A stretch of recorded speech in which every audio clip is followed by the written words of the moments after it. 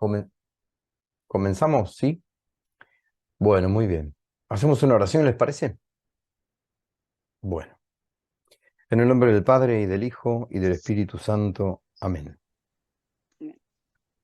Padre nuestro que estás en los cielos, santificado sea tu nombre, venga a nosotros tu reino, hágase tu voluntad en la tierra como en el cielo. Danos hoy nuestro pan de cada día, perdona nuestras ofensas, como también nosotros perdonamos a los que nos ofenden, y no nos dejes caer en la tentación, y líbranos del mal. Amén. María, sede de la sabiduría, ruega por nosotros. San José, ruega por nosotros. En el nombre del Padre, y del Hijo, y del Espíritu Santo. Amén. Bueno, muy bien. Em, Correspondería hoy seguir con el capítulo 3 del Apocalipsis de San Juan, que es la quinta carta, la carta a la iglesia de Sardes, que se encuentra dentro del capítulo 3, entre los versículos 1 al 6. Hoy vamos a dividir el encuentro de hoy en dos partes. Vamos a hacer la exégesis de los escritores antiguos y padres de la iglesia de este fragmento, Apocalipsis 3, 1 al 6. Y en el segundo momento, la profesora Valeria Freige nos va a hacer una exposición de parte de la exégesis del padre Leonardo Castellani respecto a estas cartas. Veremos si por ahí nos va a compartir la exégesis de alguna de las cartas o del el conjunto de las 7. Después nos sorprenderá Valeria con eso. Así que bueno, ¿m? Bien, vamos a caminar entonces por esos dos carriles, en la medida de que Dios así lo permita. Bueno, ¿alguien podría leernos el fragmento Apocalipsis 3 del 1 al 6? Yo lo voy a compartir en pantalla, cosa de que lo tengamos. Acá estamos. Ujú. Aguárdenme un segundito.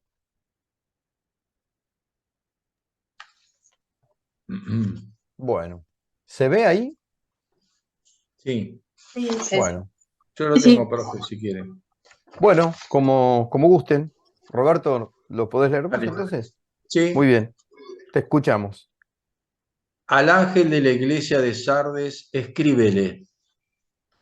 Esto dice el que tiene los 7 espíritus de Dios y las 7 estrellas. Conozco tus obras, que estás vivo de nombre, pero de hecho estás muerto. Mantente alerta y consolida lo que queda y está a punto de morir, porque no he encontrado tus obras perfectas delante de mi Dios. Acuérdate, por tanto, de cómo has recibido y oído la palabra. Guárdala y arrepiéntete, porque si no estás vigilante, vendré como un ladrón, sin que sepas a qué hora vendré a ti.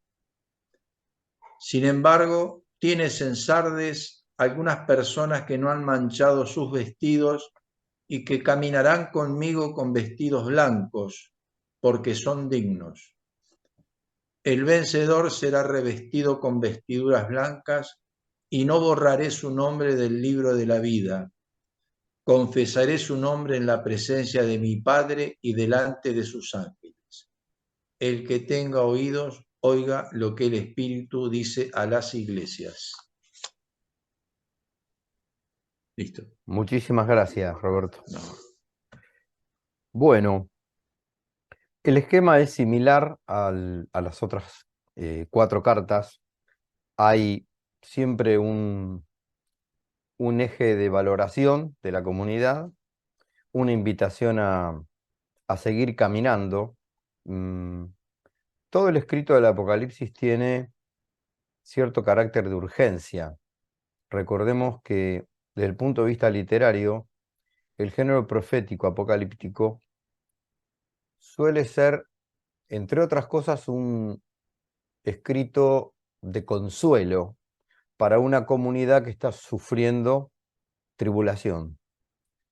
Cada vez que la iglesia sufre tribulación, es mucho más consciente de que por este mundo va caminando, va militando, va peregrinando, como se guste decir.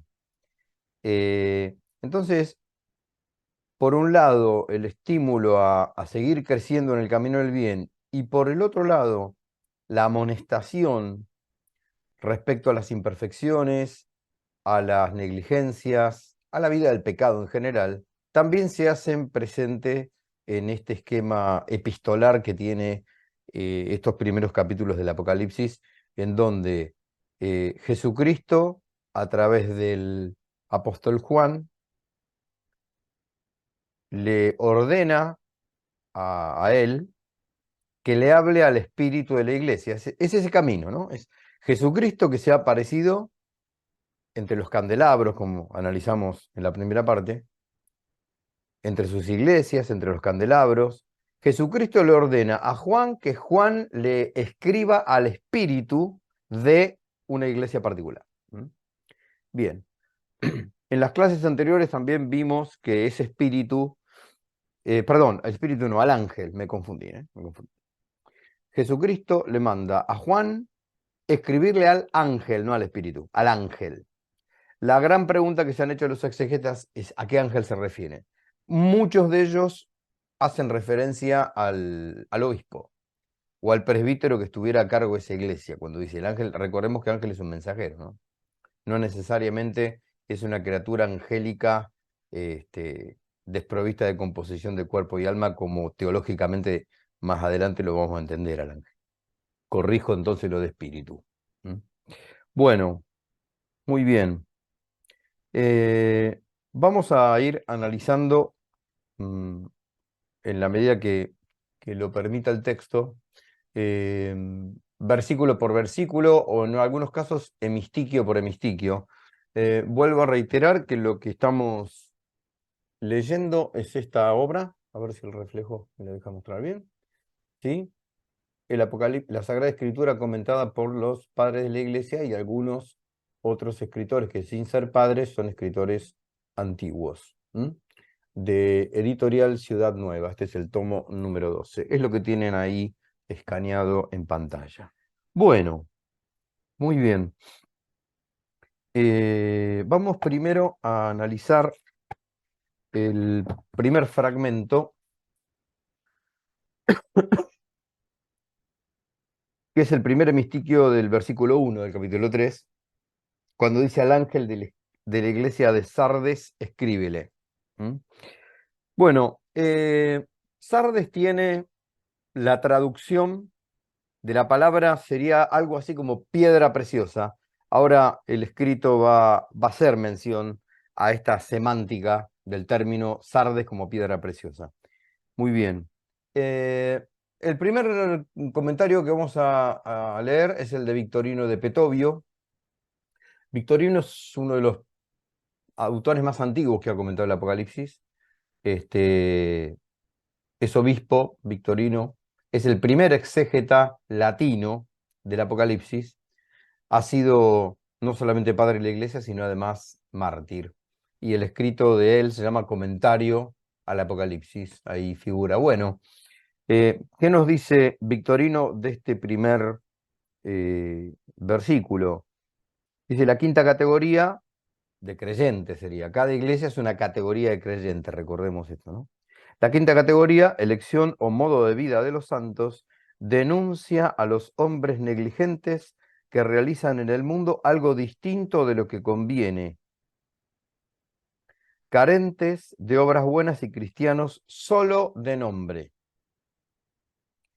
Y por eso les anima para que puedan salvarse si de algún modo se apartan de la peligrosa negligencia. Consolida, dice, aquellas cosas que están para morir, pues no encuentro tu obra llena a los ojos de mi Dios. Eso lo vamos a ver después en el versículo 2, ¿no? Sigue Victorino, pues no basta que el árbol viva y verdee y no dé fruto. Del mismo modo, no basta que uno sea llamado y se confiese a sí mismo cristiano y no realiza las obras de cristiano. Acá hay entonces un problema con los cristianos, solo de nombre, que en la medida que no se purifican, están en peligro de muerte de ser hoy llamados a juicio. Vuelvo a reiterar que en todo el escrito del Apocalipsis, la inminencia del juicio se hace sumamente patente. ¿Mm? Bien, perdón, pero estoy revisando la sala de espera, no hay nadie. Perfecto. Bueno, el fragmento que sigue es de San Beda, el Venerable. Está titulado ahí como un obispo debe estar vigilante. ¿Alguien nos podría compartir leyendo esto? No sé si se ve en pantalla. Lo leo. Bueno, muchas gracias. Un obispo debe estar vigilante. Dice que este ángel, es decir, el sacerdote, arguye menos diligencia en la corrección de los malos.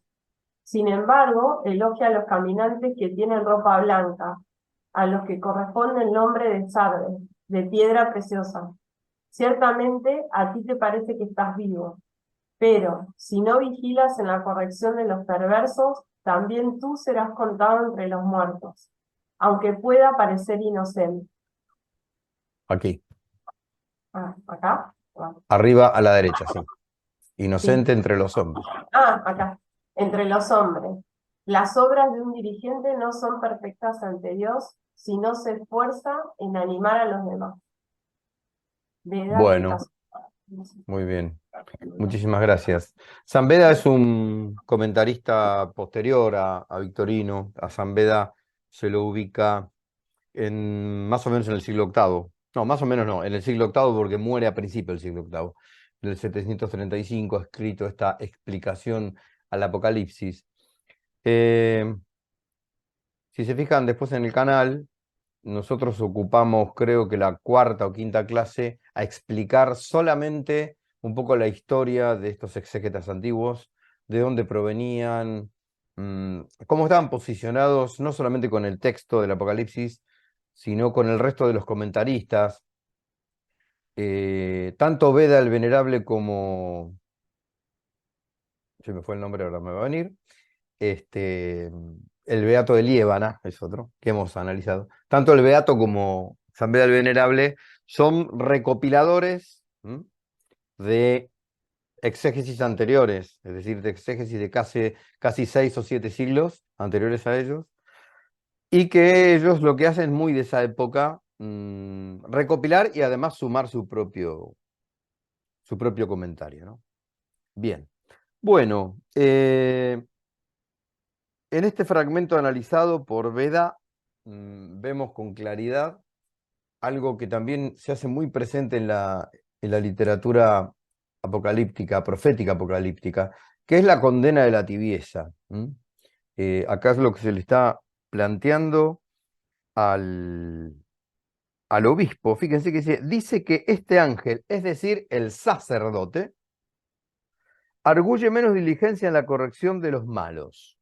Es decir, acá hay un problema con lo que a los ojos de los hombres parece un pequeño error o algo tolerable por el momento, pero por la urgencia y la inminencia del juicio y de los tiempos que corren, no parece ser así a los ojos de Dios.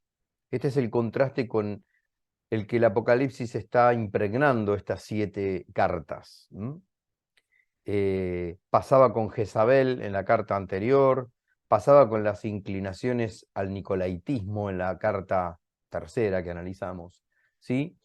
Dios está preparando a su pueblo y está preparando a su esposa para hacer descender del cielo a la Jerusalén celestial, perfecta, inmaculada y sin mancha.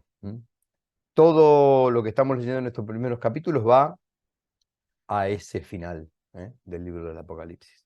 Bueno, sigamos. Eh, el hemistiquio primero B del versículo 3 nos encuentra con un comentario de Andrés de Cesarea, que él titula Cristo gobierna a los ángeles y otorga el espíritu. Anteriormente, dice Andrés de Cesarea, hemos dicho que las 7 estrellas son los ángeles divinos y que los 7 espíritus son los mismos ángeles, o las energías del espíritu vivificador. Las dos cosas están en manos y en poder de Cristo. Gobierna a los ángeles como dueño y señor, y es dador del espíritu en cuanto que es homoousios. Homoousios es la famosa formulación de Nicea, del primer concilio de Nicea, donde por la herejía arriana se ponía en duda la consubstancialidad y la connaturalidad del Padre y del Hijo. Recuerden que Arrio no admitía la divinidad de Cristo, sino que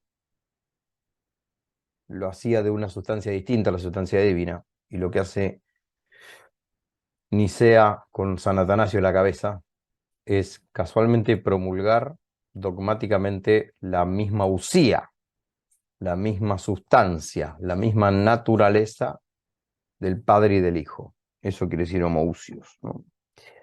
Bueno, vamos al Mistiquio C del primer versículo, en aquello que dice, conozco tus obras, que estás vivo de nombre, pero de hecho estás muerto. El comentario que tenemos ahí es de Ecumenio. Ecumenio. ¿Quién podría leer esto? Aquí donde se ve mi mouse en el medio de la pantalla. ¿Sí? Bueno. ¿Alguien nos puede acompañar leyendo esto? Yo digo para no aburrir y hablar siempre yo. Hola, hola, ¿se escucha? Sí. Bien, si te parece, lo puedo leer. ¿Cómo no me va a parecer? Perfecto, gracias. De mostrarme dónde estás, ahí conozco Aquí, tus obras, ¿no? Bien, conozco tus obras, sí. conozco tus obras, perfecto. Aquí tengo el sol en la cara. Mm. Dice, en el pecado uno está muerto, en la fe está vivo. De las 7 estrellas, que ahora llama a los 7 espíritus de Dios, ya se ha hablado en lo que antecede. Ahora conviene escuchar lo que dice a los que viven en Sardes. Conozco, dice, tus obras, que tu nombre es como el de alguien que vive una vida virtuosa según Dios, pero estás muerto por tus pecados. La Santa Escritura acostumbra a llamar muertos a los que están en pecado, como muestra lo escrito por el sabio Pablo sobre los que se han convertido desde la infidelidad a la fe en Cristo. Y a vosotros, que estabais muertos en vuestros pecados, Pecados. os hizo vivir en Cristo. Y el pastor de Hermas dice que quienes bajaron como muertos al agua de la piscina han vuelto a subir como vivos. Ecumenio. Muy bien, comentarios sobre el Apocalipsis. Muchas gracias, Agustina. De nada. Bueno, la cita de San Pablo es de la carta a los Efesios, capítulo 2. ¿Mm? Sí, Pablo recurrentemente, está muy bien lo que dice Ecumenio. San Pablo comúnmente a los paganos y a los judíos, que son los dos focos de predicación que Pablo tiene como apóstol de los gentiles, eh, frecuentemente los amonesta diciéndole que ustedes estaban muertos al pecado y ahora han sido vivificados en Cristo.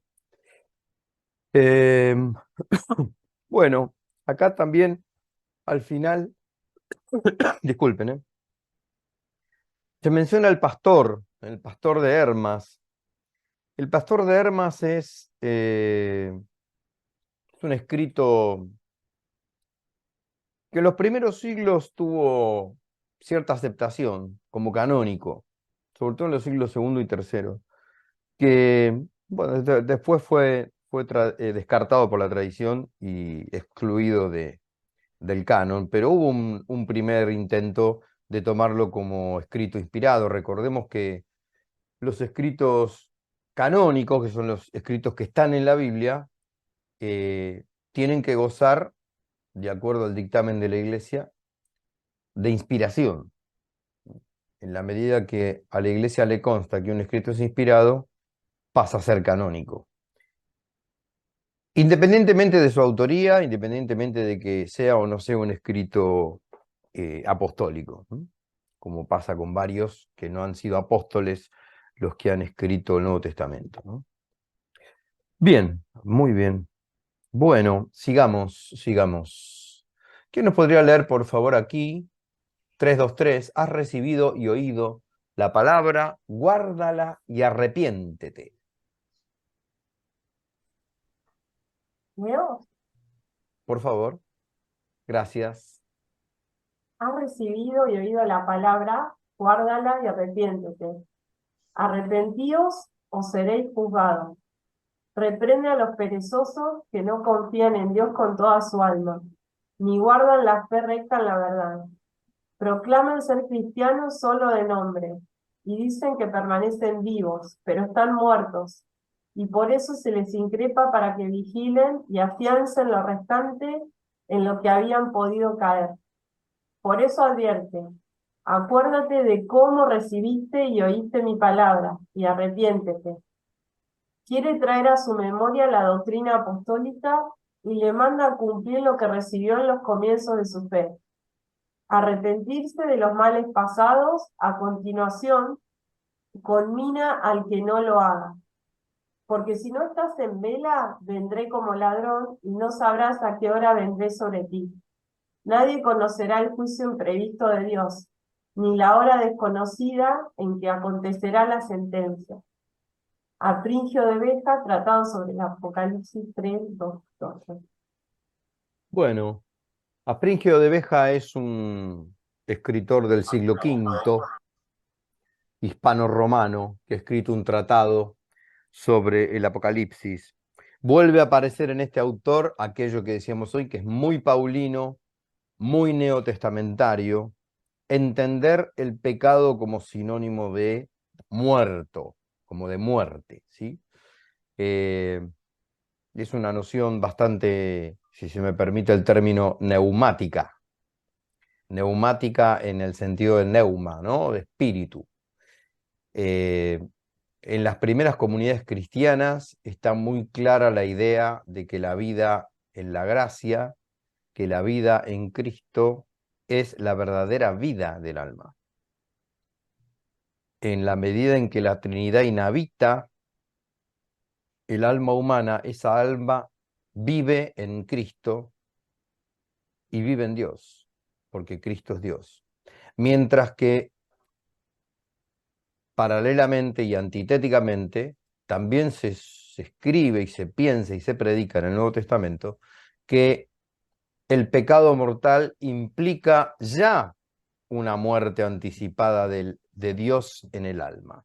No hace falta esperar al juicio particular o al juicio final, como va a hablar este libro que es apocalíptico, sino que ya el alma en pecado mortal es un alma que está muerta porque Dios se ha ido de ella. Muy bien, muy bien. Bueno, esta expresión como un ladrón, muy del Señor Jesús y muy del Apocalipsis, ¿no? Andrés de Cesarea, en esta colección de fragmentos que nos da Ciudad Nueva, dice: vendré como un ladrón y no sabrás a qué hora vengo a ti.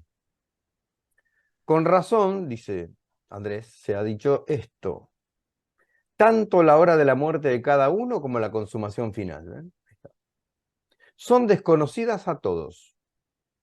Para los que estén preparados será el final de sus trabajos. Para los que no estén preparados será como un ladrón que trae consigo la muerte espiritual. Bueno, no sé cómo estaremos de tiempo, pero avancemos. ¿Alguna pregunta? ¿Algún comentario? ¿Algo que quieran compartir Estaba de esto? pensando en lo que dice Castellani de Sarde, que después lo comento, pero justamente hace mucho hincapié en esta parte, vendré como un ladrón, y, y bueno, y lo que marca es que se ciña a la tradición de los santos padres, en primer lugar, cuando va a aclarar qué tipo de exégesis va a hacer. Entonces estaba pensando eso, después lo voy a comentar en profundidad, pero al ir escuchando los comentarios, estaba pensando en eso, en la visión que Ujú, tenía de Sardes, y cómo hace un raconto de toda la exégesis previa, y dice que como es un libro profético, remarca todo el tiempo cómo a medida que los acontecimientos se van desenvolviendo a la luz de la historia, las interpretaciones posteriores siempre van a ser mucho más ricas. mm. Entonces, estaba pensando en eso. Mi gran tentación es preguntarte a qué momento de la historia de la iglesia Castellani Pertenece. atribuye Sardes, pero te lo voy a dejar para después, Ah, sí, porque sí, porque él comparto con los escribió, demás. claro, aparte Ahora- escribió el libro en 1956 y bueno, entonces él tiene una mirada muy particular de la historia de la iglesia, Exacto. Mm, teniendo en cuenta su contexto de producción y de análisis. mm, Muy interesante, ujú, pero lo que tiene también interesante es que toma todos estos aportes, él los va como reseñando y después, bueno, da su punto de vista. mm, ujú. Sí, le comento al resto. El padre Leonardo Castellani desarrolla una línea exegética del Apocalipsis que se llama histórico-escatológica. Exacto. Él lo aclara en el prólogo, él. Ujú. Eh, que bueno, no ha tenido demasiada tribuna o seguidores a lo largo de los No, 20 siglos, pero bueno, lo cual no dice nada. Hoy tiene mucha vigencia, no solamente por Castellani. Entonces, puntualmente lo que hace el padre es tratar de interpretar las 7 cartas, esta que estamos analizando, con 7 momentos diferentes. Bueno, no voy a, como dicen los chicos, a spoilear más la exposición de Valeria. Listo. Acá esta buena gente nos avisa que nos quedan 8 minutos. Bueno, seguimos un poquitito más. ¿Alguna otra cosa que nos quieran compartir, comentar, preguntar?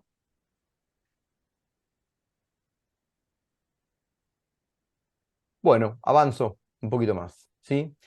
Eh, el versículo 4 de este capítulo 3 que decía, sin embargo, tienes en Sardes algunas personas que no han manchado sus vestidos y que caminarán conmigo con vestidos blancos porque son dignos. Tenemos 3 comentarios de Beda, de otra vez de Aspringio y de Ecumenio. Respecto a este versículo 4, Beda dice, no dijo sin más algunos, sino algunas personas. Quien conocía a Moisés por su nombre también escribió en el cielo los nombres de los santos. Confieso que no me acuerdo a qué se está refiriendo del Antiguo Testamento. Convendría a este profesor después investigarlo y cuando edite este video poner alguna mención, pero se me escapa. ¿Alguien se acuerda de eso? Dice, quien conocía a Moisés por su nombre también escribió en el cielo los nombres de sus santos. La verdad que no me acuerdo, o no sé si alguna vez lo supe, pero evidentemente Beda está citando seguramente el Pentateuco, ¿no? Acá Ciudad Nueva no pone cita, no pone cita del Antiguo Testamento. Bueno, quedará después eh, averiguar eso. Prosigo con el fragmento comentado por Aspringio, que ya lo escuchamos hace un rato. Caminando con el Señor, titula Ciudad Nueva. Dice Aspringio, todo el que no se mancha con la suciedad del pecado, camina con el Señor vestido de blanco y se hace digno de seguir las huellas del Cordero. Cuando uno estudia el Apocalipsis por colores y por ropajes, se puede hacer tranquilamente. ¿eh? Leer todo el Apocalipsis en clave de colores, leerlo en clave de vestimentas, leerlo en clave de animales.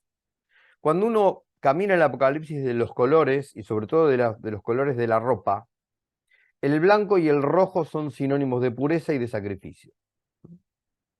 Recordarán aquel pasaje cuando a Juan más adelante se le va a decir, él pregunta quiénes son estos que vienen caminando con túnicas blancas, y ellos, y el Espíritu le dice, son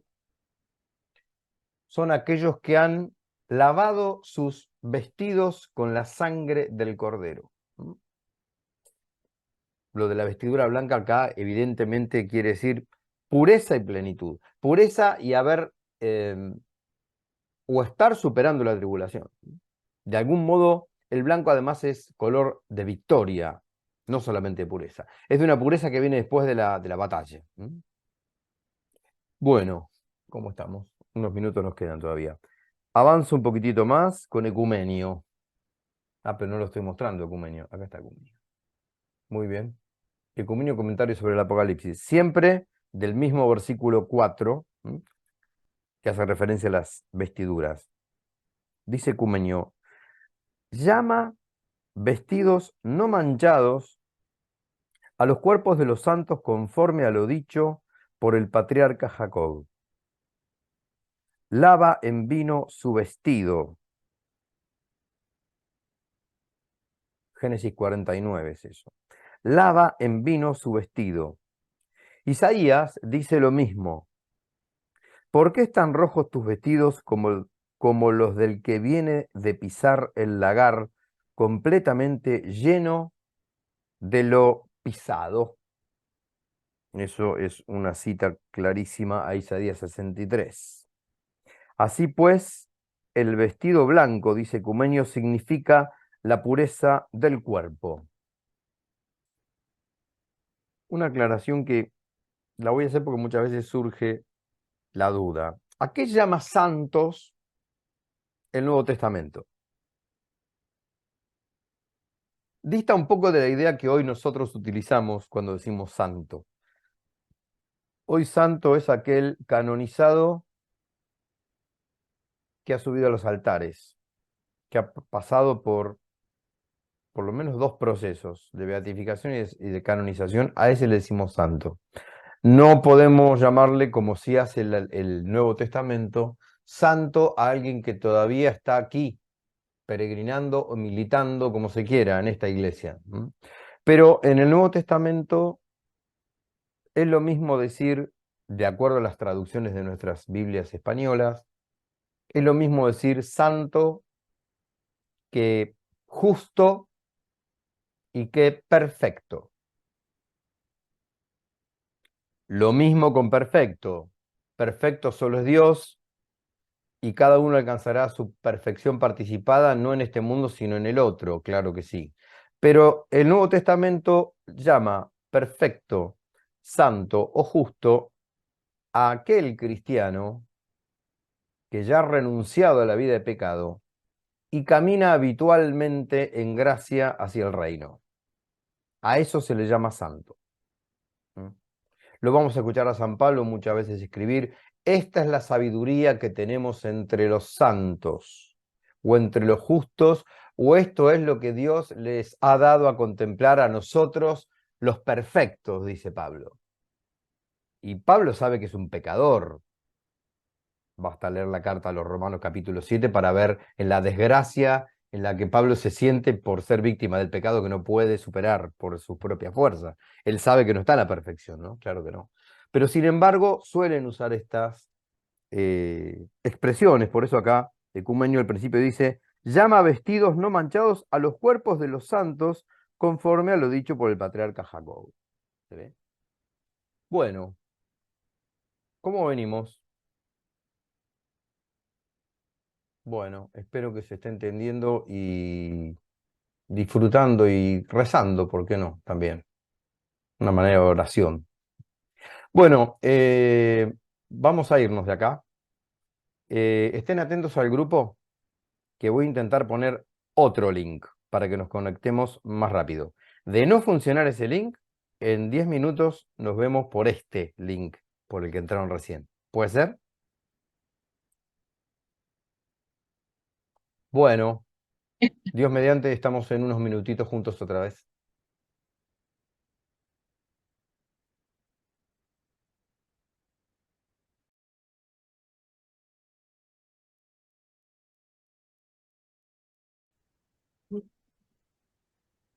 Bueno, segunda parte de nuestro encuentro, estamos analizando la carta a la iglesia de Sardes.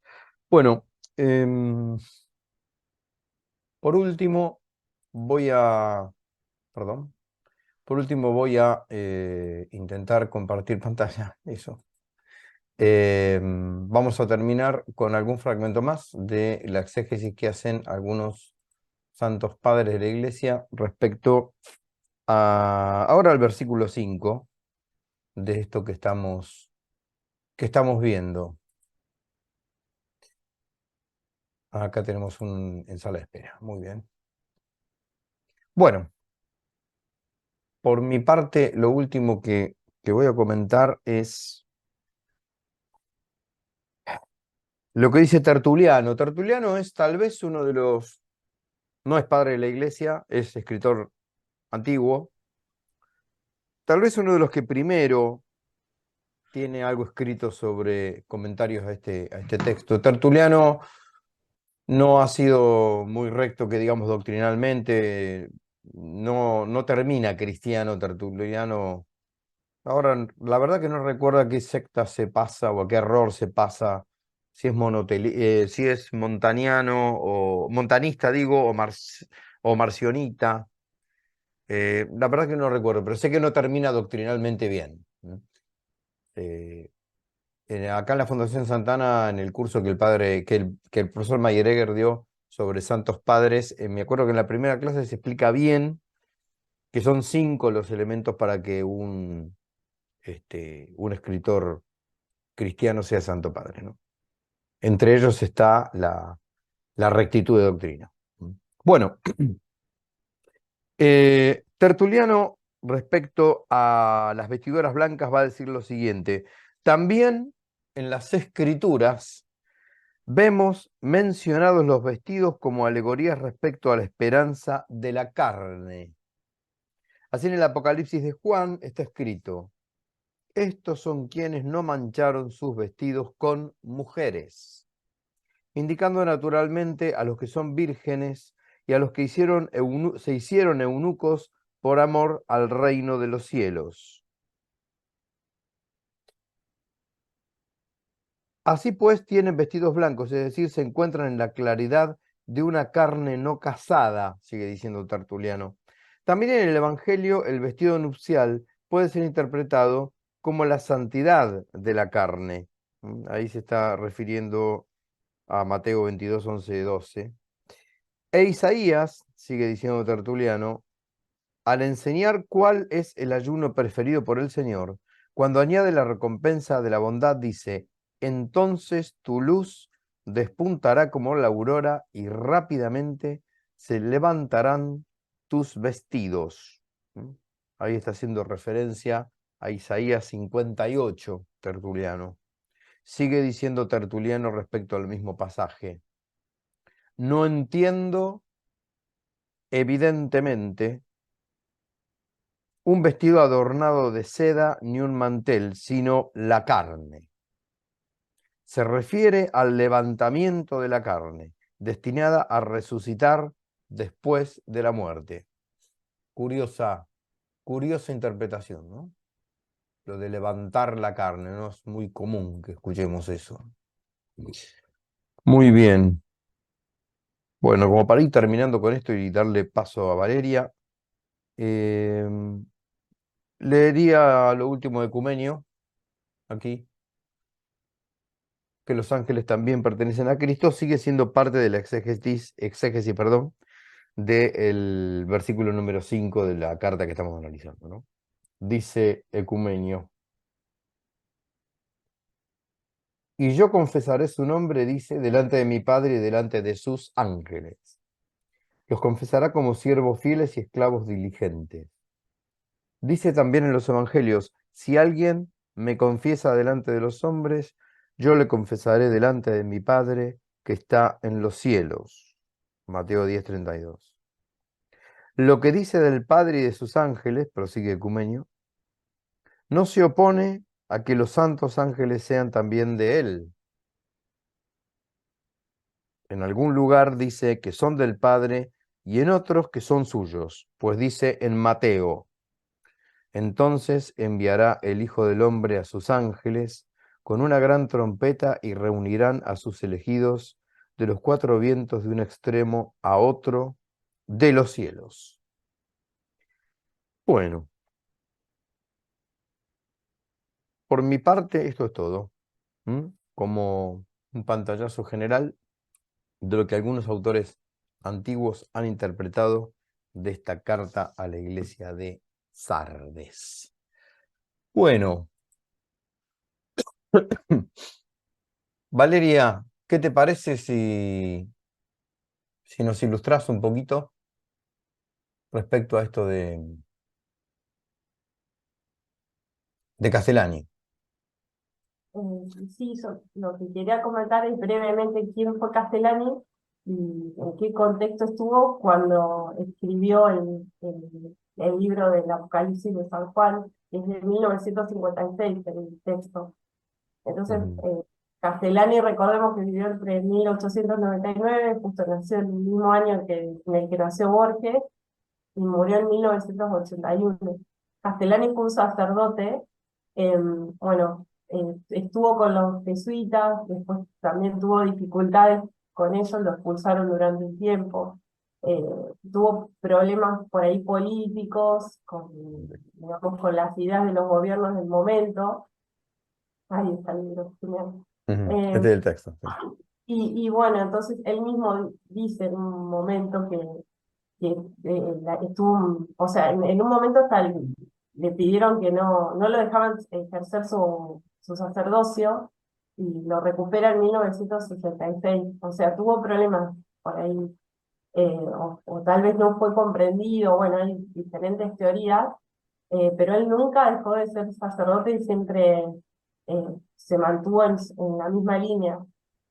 Pero bueno, también tuvo problemas políticos, lo que comentaba hoy.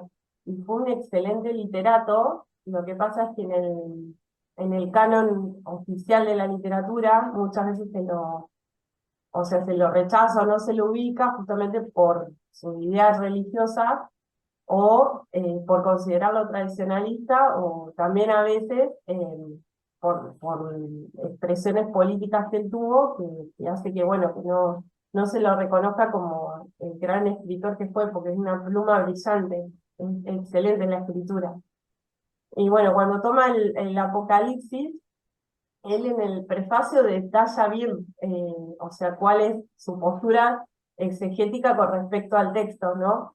Y bueno, en primer lugar, dice que va a traducirlo directamente del griego y en un sentido más bien de carácter literal, es lo que él señala, que lo va a traducir desde el griego. Bueno, es muy puntilloso con la etimología de las palabras. En varias partes del libro uno ve que toma una palabra y aclara, bueno, esto no se puede traducir exactamente al español, al castellano, entonces lo voy a aproximar en inglés y después es como Ujú, que incluso a veces inventa un neologismo como para decir, bueno, en español lo más cercano sería decir esto. Es muy puntilloso con las palabras, con el ujú, análisis así etimológico de las palabras. Y después lo que él aclara, o sea que su postura no se va a ir nunca a un extremo, por ejemplo, tomar o sea, critica el alegorismo, por ejemplo, que el Apocalipsis sea interpretado como estrictamente todo alegórico.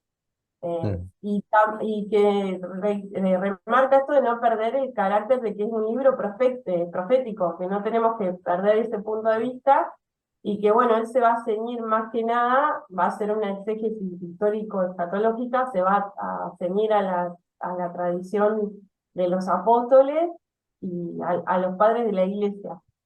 Y después, ujú, bueno, a medida que lo va desarrollando, bueno, o sea, hace todo un raconto de cada uno de los exégetas que él consultó, que estuvo leyendo, estudiando, y bueno, va analizando la parte positiva y la parte negativa de cada uno. ujú, Y remarca esto que todas que contienen algo de verdad, pero bueno, que la mayoría tiene algún error, que no hay que caer en estos extremos justamente para interpretar este libro.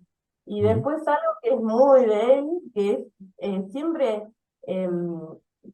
lo que hace es remarcar que si bien o sea, aparentemente es temerario tomar el Apocalipsis para analizarlo, como que es un desafío, y más, y remarca, y más en la Argentina, o sea, está todo el tiempo volviendo a los conflictos del país y demás, y por momentos hasta ahí, bastante irónico, eh, pero que no por eso, porque aparentemente es muy temerario como que abordar el apocalipsis, no por eso hay que dejar de hacerlo, ni tampoco caer en las ideas de ciertos exégetas que para eso ellos, algunos incluso eh, muy analíticos del texto, que dice que prácticamente es indescifrable.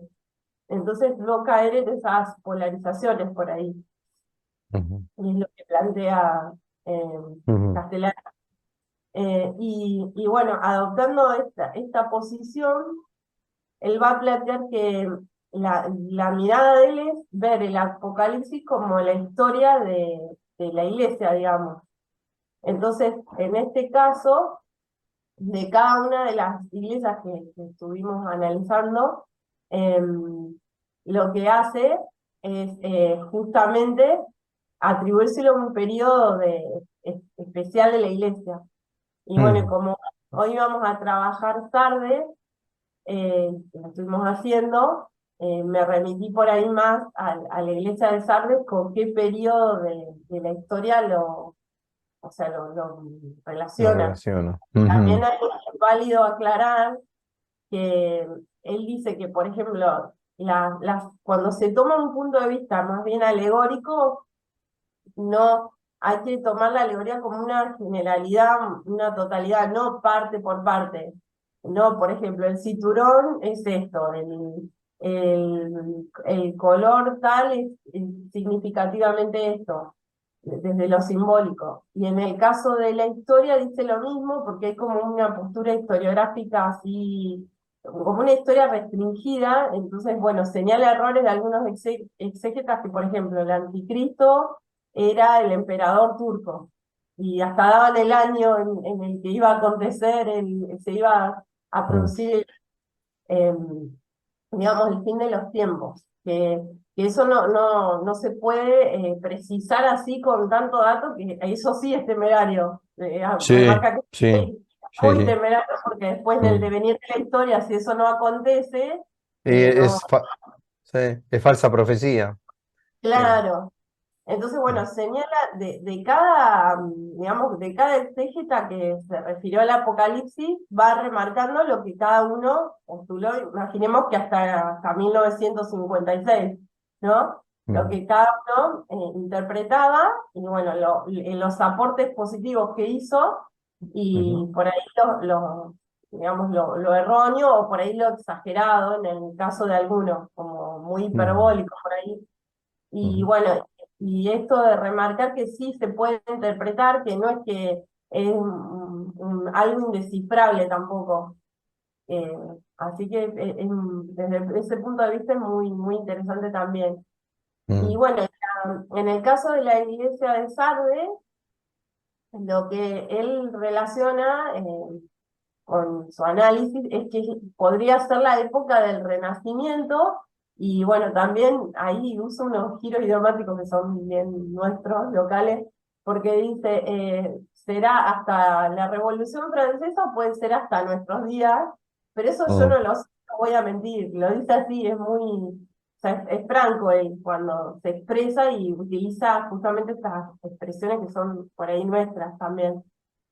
Eh, mm, ujú, y bueno, eso dice de la iglesia de Sardes, que en principio sería el Renacimiento. Y de las partes de lo que estuvimos leyendo recién, por ejemplo, los vestidos blancos los relaciona con los santos, porque dice que fue esa época del Renacimiento es cuando más se empezó a hacer referencia a la canonización, que antes no se mm, tenía. Entonces, el estar escrito en los libros de Dios tiene que ver más con eso, con la canonización. Que la mm, iglesia en ese momento canonizó a a muchas personas. Entonces, por un lado dice esto y remarca la presencia de los santos en un periodo que justamente es, eh, es un retroceso. En lugar de un renacer, es al revés, porque por ejemplo, en la iglesia de Teatira, Ujú, ahí él la relaciona con la Edad Media, que es la edad de apogeo de la iglesia, ¿no? De la alta Edad Media, de obras literarias como la Divina Comedia, por ejemplo, con la época más esplendorosa de las catedrales, poner a Dios en primer lugar, pero al mismo tiempo señala las miserias digamos, que en esa época llevaron a la decadencia, como por ejemplo señala la querella de las investiduras, el tema ujú, de cuando después de a poco se empieza a meter digamos, la iglesia después en política. Y Entonces, la bueno, política en la iglesia, ¿no? Mm, exacto, la política en sí. inglés, bueno, y uno lo lee y dice, ay Dios, lo puedo relacionar o sea, verlo con lo contemporáneo, qué pasa con esto de hecho Castellani lo dice, lo de separación iglesia y Estado, bueno, una serie de cuestiones que Mm, incluso a la luz de los acontecimientos que pasaron posteriormente se pueden ir agregando interpretaciones, ¿no? ujú, Eh, pero bueno, remarca esto lo del Renacimiento, esto de las obras, que las obras son obras en realidad que tienen que ver que no están corrompidas esas obras, porque Castellani dice que en el Renacimiento existía como una cáscara, ¿no? Que aparentemente era una vuelta a la antigüedad, sí. una vuelta a, digamos, a colocar al ser humano en el centro y una vuelta a los griegos y a los romanos, ¿no? Pero es toda una cáscara vacía, porque está Mm, vacía de Dios, o sea, ujú, las obras son para afuera, es muy sí. interesante, son obras Él le arquitectónicas, llama, mm, él le llama eh, un desaforado mito del iluminismo, el exacto, creer que recién el 580 o el Renacimiento florentino romano vino a rescatar de la oscuridad medieval a los antiguos, cosa que históricamente no tiene ningún sentido, no tiene ningún fundamento, más que ideológico. Esas son una de las cosas por las cuales Castellani es mal tenido como literato, porque no dice lo que Occidente quiere escuchar, sobre todo después de la Segunda Guerra exacto. Mundial, ¿no? Exactamente. Y bueno, porque cuestiona, por ejemplo, en un momento hasta dice ahí en este análisis que Kant dice que es como un asno, porque Kant decía que ese era el mejor momento de la historia, Sí, y bueno, justamente Castellani señala que no, porque el ser humano está centrado en sí mismo y en la ciencia, y la ciencia alejada de Dios, o sea, como que hay toda una separación, hay una ruptura digamos, con Dios, y, y bueno, ahí se puede incluso hablar de lo filosófico, de lo que pensaba Kant, y bueno, para ahí, no sé, las expresiones, a mí me llama la atención las expresiones que utiliza a veces, que hay algunas que son muy nuestras, y algunas graciosas, ¿eh? ¿eh? Y Mm, son que graciosas, algunas son sí, un poco graciosas, sí, es como sí. una ironía bueno, sí, después, por ejemplo, en las cartas de Tiatira también hay una traducción que es alguito o abrojito, que es Mm, algo, unas expresiones que las toma de los salteños. sí, Entonces sí. dice que no encuentra un término mejor para traducir esa frase en un equivalente español, y utiliza expresiones nuestras del interior. Como que Mm, tiene mucho, es como que hay que leerlo varias veces para hacer un análisis bien mm, profundo. Y por sí. un lado está lo teológico, y bueno, que para eso hay que recurrir también a las fuentes que él nombra desde el punto de vista teológico, de la exégesis teológica que toma, y al mismo tiempo está lo filosófico, todo lo que es etimológico, porque es bellísimo Mm, lo que hace con el lenguaje, mm. más que nada para hacerlo accesible al Apocalipsis. Es muy bello eso. No sé, tendría que fijarme si hay estudios sobre esa parte, sobre el Estu- lenguaje, sobre la est- etimología, de que cómo él va tomando la etimología y llevándola a un plano más nuestro, más nacional, si te quiere. El texto Y original, decís. claro, Ujú. me gustaría ver si encontrar a ver si hay algún estudio desde el punto de vista lingüístico por ahí, todo el trabajo que se toma, porque es un Ajá. trabajo de hormiga el que hacen. Y después, Sí. Cita, Mm. un momento me reía sola porque nombraba, por ejemplo, estaba analizando las etapas de las iglesias, bueno, de Sardes específicamente, y hasta nombraba películas de Hollywood, y yo digo, qué bárbaro, cómo va, primero pasa de lo teológico a lo filosófico, después a las artes, y Mm. después a lo que él estaba viviendo en ese momento, a la cultura de ese momento, Sí, eh, sí, sí. cómo lo va analizando. Mm. Entonces parece algo muy complejo en un momento y después se termina simplificando como para Mm. volverlo más accesible. Sí, Es yo muy, creo que en ese sentido es un típico escritor del siglo XX. es un En el, escritor, sen- es un en el literato. sentido. Sí, sí. Sobre todo Mm, porque no puede dejar de ser transversal. Primero claro, que él es un hombre de gran cultura. sí, va, Y la transversalidad en un hombre maduro, de buena cultura, es inevitable. Por más que esté mm, haciendo un exégesis de un libro sagrado, pero nunca hay que perder de vista que tanto el Apocalipsis como los fragmentos apocalípticos que hay en el Nuevo Testamento, Mateo 24, etcétera, son las partes de la Escritura que todavía no se han cumplido. Es decir, claro, es hasta un deber de la iglesia, de cualquier bautizado, tener que hacer un esfuerzo para decodificar lo decodificable que ahí haya, más allá de no caer en ningún exceso alegorístico, como vos mencionabas recién, de acordarse aquello que decía Santo Tomás, que la primera lectura y la más importante ha de ser siempre la lectura literal, claro. evitando Esto es también el peligro del literalismo, que es otro extremo, claro, pero al Apocalipsis hay que descifrarlo porque todavía hay que vivirlo. No sabemos si lo vamos a vivir o no. Por momentos nos parece que se le parece, a eso le preguntaban al padre Castellani, ¿no? claro, Para usted este es el fin de los tiempos, y si no son, se le parecen, decía Castellani, ¿no? Si claro. estos no son, se le parecen bastante. Bueno, yo me río un poco, lo estoy hojeando un poco a Castellani en estos fragmentos que vos contás.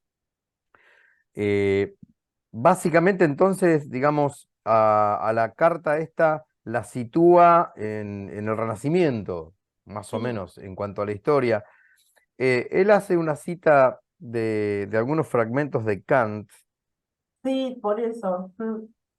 creo que es el Sapere Aude, está citado en alemán, Sí, no voy a también. intentar leerlo en alemán, pero hace una traducción en cristiano, dice él. Sí, eh, Pero al final, cuando termina de citarlo a Kant, acá viene lo gracioso y lo desprejuiciado y lo duro de Castellani. Después de que lo cita Kant, dice, hasta aquí el asno solemne de Kant. Estoy en la página 65 de esta edición. Hasta aquí el asno solemne de Kant. Kant había, como todo el iluminismo de fin del siglo XVIII, había pensado que por fin la humanidad había llegado a la mayoría de edad claro, a y la se había plenitud. dejado esas niñerías medievales, oscurantistas, fideístas, etcétera, etcétera, etcétera. Y bueno, sabemos lo que vino todo después. Somos hijos de eso en Occidente. Seamos cristianos o no seamos cristianos, somos hijos del iluminismo y del romanticismo del siglo XIX, etcétera, etcétera. Bueno, ¿algo más, Valeria? No, no sé si por ahí tienen alguna pregunta de esa parte o algo que no sé, no fui clara en la explicación. La idea es como hacer una pequeña reseña para que todos nos acerquemos lo más Ujú, posible a las distintas tipos de exégesis y en especial, ujú, bueno, que es muy interesante. Y como decía hoy, es como que da la posibilidad de hacer varias lecturas, la Ujú, teológica, la filosófica y la ujú. literata, la de literatura. Es muy, muy interesante Bárbaro. Sí, sin duda. abordar. Mm. Bueno, no sé, ¿hay alguna pregunta? Hemos quedado 4 y 10 minutos nos quedan. No sé si tienen algún comentario, Roberto, Agostina. No sé si hay alguien más, creo que no. A ver si todavía tengo No, somos nosotros. Ahora me dan ganas de leer un poco más de Castellani, a ver qué más dice. Mm, Sobre ujú, todo que me llama la atención esto que hace con las palabras, ¿no? Con la etimología. Sí, Eh, mm, que personalmente me interesa mucho, me gusta mucho.